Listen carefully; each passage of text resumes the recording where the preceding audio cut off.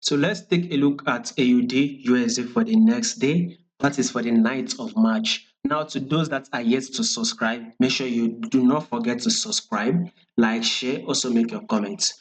Would love to watch out for it. So let's start with this moment. If you can sit on this 4-hour time frame, we can see that there is a massive drop right on this AUD USD. Now it has actually gotten to this, will I call it the support level? If you have to zoom it out properly, you see that price has actually reacted to this same level. So now that price has actually gotten to this same level, so we should be expecting a reaction, kind of like a bullish move.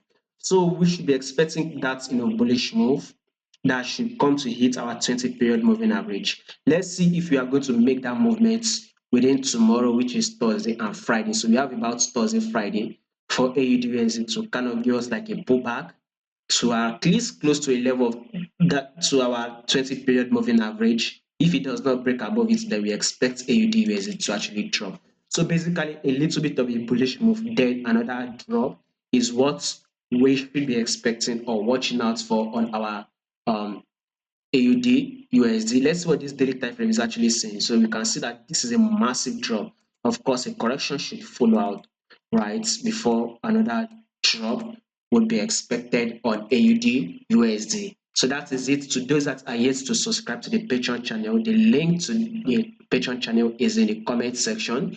If you want high probability trade that you have 70 to 90% chance of winning, you can just give it a try. The link is in the comment section, and also the link to some of the trade we've actually taken if in case you need it. The link is also in the comments section. You can go ahead and watch it, and I'm also going to be pinning one of those videos we actually take, one of those trades that actually took right this week. I'm also going to be pinning it on this channel, so once you check the channel, you'll be able to spot the trade.